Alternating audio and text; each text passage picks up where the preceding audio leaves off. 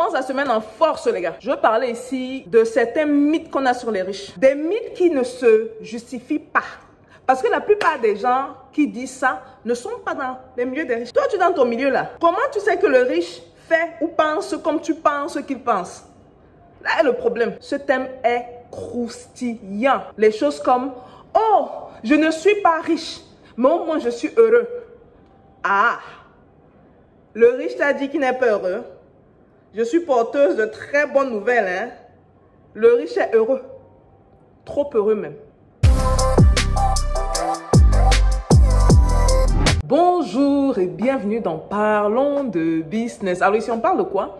On parle de business, on parle d'opportunités d'affaires, on parle d'argent, hein? Et on parle de tout ce qui peut faire grossir ton compte bancaire, même de mindset. Si vous me découvrez dans cette vidéo, mon nom c'est Stéphanie Mbida, je suis entrepreneur depuis l'âge de 9 ans, passionnée par le business et experte dans la multiplication de l'argent. Voilà.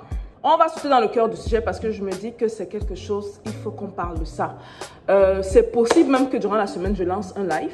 Une fois que je me stabilise dans le prochain pays où je vais, on va lancer un live sur le sujet parce qu'il faut qu'on casse les tabous. Il faut qu'on arrête de penser des choses qu'on pense, surtout quand c'est sur des idées reçues. Donc ici, on va parler de 3 choses que vous ne savez pas sur le riche. Des choses que vous pensez savoir à distance. Vous regardez à distance, vous faites des conclusions, alors que vous n'avez aucune idée de ce qui se passe dans ce milieu. Donc le premier mythe qu'on va casser, c'est que le riche confond l'argent et le bonheur. Combien de fois on a entendu ça? Oh, les riches là, avec l'argent qu'ils ont, ils pensent qu'ils peuvent tout payer. Oh, les riches là, avec... C'est comme si le riche est confus. Les personnes les plus intelligentes sur cette planète, parce que oui, ce sont les personnes les plus intelligentes qui font le plus d'argent. Ces personnes-là sont confuses. Est-ce que ce n'est pas un peu contradictoire? Non, le riche n'est pas confus. Et pour ce faire, on va entrer dans la définition du bonheur parce que beaucoup de gens confondent c'est quoi le bonheur. Le bonheur, c'est quoi? Le bonheur, c'est un état d'esprit. Et comme c'est un état d'esprit, c'est quelque chose qu'on doit maintenir sur la durée. Vous n'avez jamais vu quelqu'un être heureux de sa naissance à sa mort. Jamais. C'est quelque chose qu'on cultive. C'est quelque chose sur quoi on travaille. Maintenant, vérité vraie là, moi je vais entrer dans les faits. J'ai eu la chance de voyager dans 33 pays autour du monde à date. J'ai fait tous les continents du monde. J'ai eu la chance de passer dans des foyers qui ne sont pas très nantis. J'ai eu à rester avec eux plusieurs fois, surtout en Amérique du Sud. Et j'ai également eu la chance ou l'opportunité de rester avec des personnes assez fortunées. Donc j'ai été dans les 2 foyers. Imaginez les foyers où il y a le plus de problèmes. La nouvelle sera assez détonnante, les gars, mais les riches ont des problèmes, hein. Mais pas comme pauvres, hein. Il ne faut pas qu'on vous mente. Non. Pour ce faire, je vais vous prendre des exemples bien précis. Quand le pauvre, quand je dis pauvre, excusez l'expression, ce n'est pas pour dénigrer, c'est pour dire les personnes moins nanties qui n'ont pas vraiment l'argent. Donc, quand la personne moins nantie se lève le matin, vous savez ce à quoi elle pense? Comment se faire l'argent? L'argent. Quand la fin du mois commence à approcher, vous savez ce à quoi cette personne pense? Il faut payer le loyer, il faut payer les charges, électricité, eau. S'il y a des enfants encore, il faut couvrir les dépenses des enfants. C'est compliqué, les gars. Pendant que le moins nanti passe pratiquement toutes ses journées à penser à ça, le riche résout ce problème en un claquement de doigts. Problème résolu. Problème résolu. Mais au-delà de résoudre ce problème en un claquement de doigts, ce qu'il faut comprendre, c'est que comme il passe moins de temps à penser à ce problème d'argent, il peut maintenant avoir plus de temps à se concentrer sur lui ou sur sa famille. Donc vous imaginez comment ceux qui disent que le riche est stressé là, vous pensez que le gars est vraiment stressé? Le gars a son stress, ça c'est sûr, mais il a son type de stress. Un stress différent. En plus de ça, les personnes financièrement à l'aise comprennent l'importance du temps et la valeur du temps. Donc, le temps qu'ils auront là, ils auront plus tendance à mettre la qualité dans le temps. Donc, ce n'est pas une question, je prends un exemple, par exemple, dans le milieu de la famille. Souvent, on va dire, les riches passent moins de temps avec leurs enfants. Non, ce n'est pas une question de quantité. Les gens confondent tout. C'est une question de qualité. Combien de fois, et je parle ici aux parents, on se parle entre nous, combien de fois on passe parfois toutes les journées, les week-ends avec les enfants, Après 1 heure, 2 heures de temps, on est fatigué. Les enfants sont devant la télé, on ne sait même pas ce qu'ils regardent. On est sur nos cellulaires, on est sur WhatsApp, on est sur les réseaux sociaux. Pendant que les enfants sont là. Vous êtes en présence d'un enfant, hein, mais rien ne se passe entre vous. It's not quality time. Par contre, le riche a compris ça. Donc, on garde ça comme premier mythe. Affaire bonheur là. Affaire bonheur là. Pour vous dire la vérité, ce n'est pas une question d'être riche ou d'être pauvre.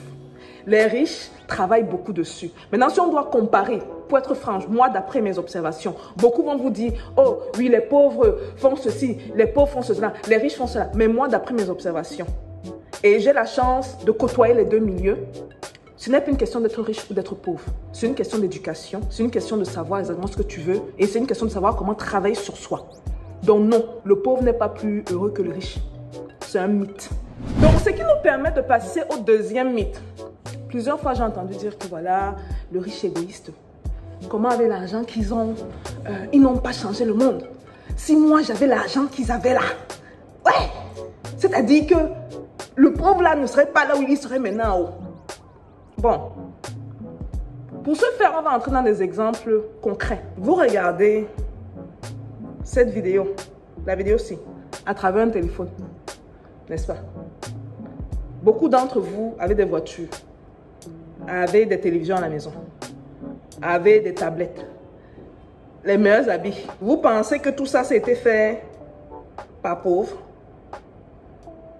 Donc, quand on parle d'égoïsme là, et qu'on parle de contribution, est-ce qu'on se limite juste à la contribution financière? On va même prendre la contribution financière parce que là-bas encore, c'est notre réalité. Il faut qu'on arrête de se dire que les gens là, les riches là, ils ne veulent pas aider les autres. Parce que la réalité, c'est que les plus grandes réalisations dans ce monde ont été faites par des personnes qui ont l'argent. Ou ont été appuyées. Ça peut être un talent qui est derrière ou un innovateur. Mais c'est appuyé par des personnes qui ont l'argent. Les plus grandes contributions de ce monde. Donc, est-ce que les riches sont vraiment égoïstes? Là est la question. Et si on rentre même dans le fond, là, je vais, ce qu'on dit, vous upgrade. Certains riches utilisent à leur avantage. D'autres non, le font parce qu'ils sont vraiment philanthropes et c'est ce qu'ils font. Un peu, on a le cas par exemple de Oprah, on a le cas de, j'ai des exemples de femmes noires, on a le cas de Beyoncé, on a le cas de Robert Smith, le noir américain le plus riche au monde. Ce sont des gens qui vont prendre une partie de leur fortune et aider leur communauté. Je répète, ce sont des gens qui vont prendre une partie de leur fortune et aider leur communauté. Rihanna qui est milliardaire aujourd'hui, même chose.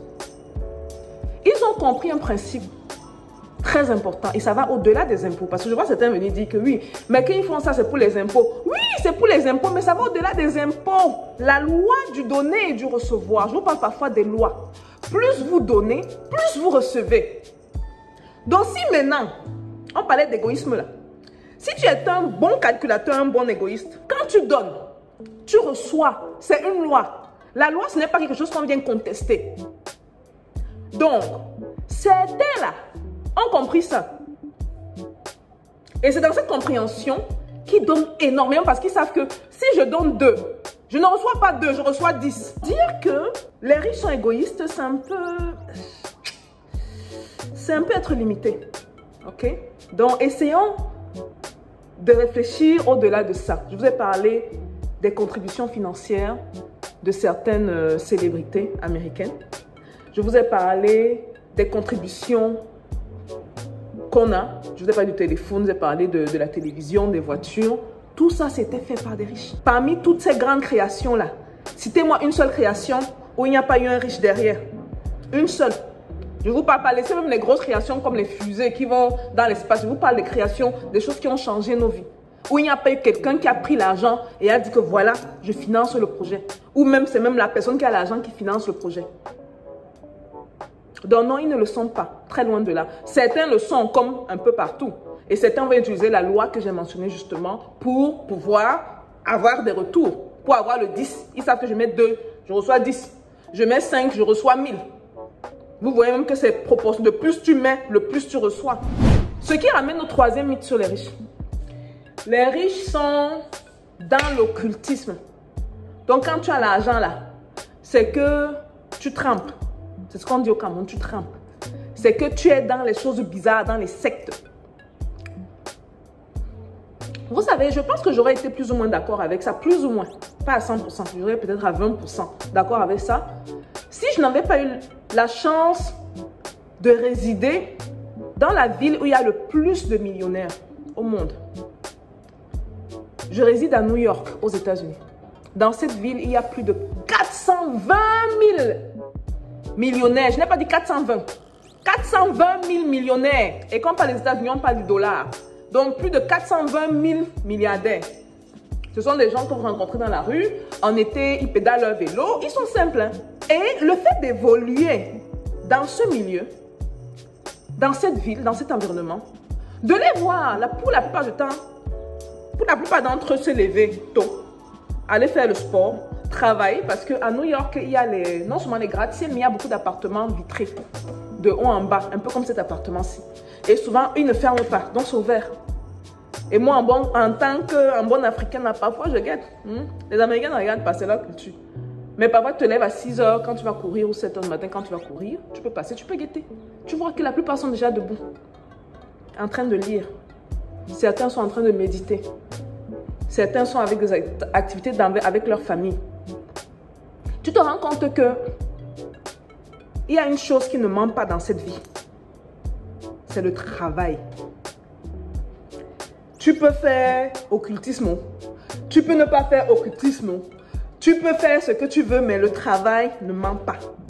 Moi, je vais appeler ça la loi du travail. Quand tu sèmes là, tu récoltes. Maintenant, je vais prendre cette loi-là, je vais retourner ça. Quand tu vas récolter et que tu n'aimes pas la récolte là, tu vas regarder qui? Le semeur. Tu te regardes. Donc, ce n'est pas une question de « Oh, ils sont dans les choses bizarres, ils sont dans... » Je peux vous assurer ici que plus de 90% de ces gens-là, 90%, non, ne me fais même pas parler du 10%. C'est une perte de temps pour moi de parler de la minorité. Plus de 90% de ces gens-là appliquent la loi du travail et le travail intelligent. Quand on dit travail intelligent, c'est que tu ne vas pas tout plus travailler 20 heures par jour et ceci. Non. Ils sont dans la productivité. Le 20 heures par jour, je vais travailler là, ça va équivaloir le 1 mois de travail que l'autre qui n'est pas productif va faire. En d'autres termes, en 1 mois, donc 30 jours de travail, j'ai fait le travail que quelqu'un d'autre va faire en 30 mois. On a plus de 2 ans. Donc, gardons ça en tête.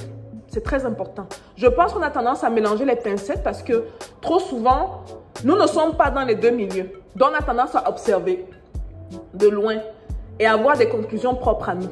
Il faut aussi voir, parfois, ça peut également être de la jalousie mal placée. Attention, si vous êtes dans ce cas-là, faites très attention. La personne a ce que vous voulez et vous pensez que la personne-là peut arrêter vos chances. Ça a quoi à voir? Moi, j'ai toujours dit, il faut avoir une attitude de savoir s'inspirer de ceux qui ont du succès. Et je vous prends toujours mon exemple à moi. Quand je vois que quelqu'un a quelque chose que j'aimerais avoir, je me rapproche de la personne et je m'informe. Je pose la question ou j'observe. Si parfois, il y a certaines personnes, tu t'approches, tu demandes, on te dit, c'est pas grave, tu observes. Mais laissez-vous inspirer par la réussite d'autres personnes. Parce que quand vous restez là, vous guettez et que vous êtes jaloux, vous bloquez vos chances. Je répète, vous bloquez vos chances. Parce que le temps à penser à la réussite de l'autre, c'est ce temps-là que vous ne passez pas à travailler sur vous. Je vais répéter ça, c'est très important. Le temps que vous pensez à la réussite de l'autre et comment vous ruminez intérieurement, de manière inconsciente, le fait que l'autre ait réussi et vous n'avez pas réussi, c'est du temps que vous passez à ne pas travailler sur vous. C'est pour ça que souvent vous allez prendre 2 personnes qui ont grandi dans le même quartier, qui sont allées dans les mêmes écoles, qui ont eu les mêmes fréquentations. 30 ans plus tard, faites le bilan de leur vie, ils sont à l'opposé. Un en haut, l'autre en bas. Alors qu'ils ont eu toutes les mêmes circonstances. La seule différence, c'est que un a travaillé sur son mindset. C'est la seule différence. Et la perception des choses. Et l'autre, passer le temps à droite. Voilà, c'est à cause de ça, à cause de ça, à cause de ça. Voilà les riches là, ils prennent tout. Ils sont dans les trucs sataniques, ils sont dans... venez à New York. Je ne suis pas sûre que vous allez répéter la même chose. Parce que quand vous les voyez travailler comme des fous, vous allez mettre les affaires d'occultisme où ils ont même le temps quand.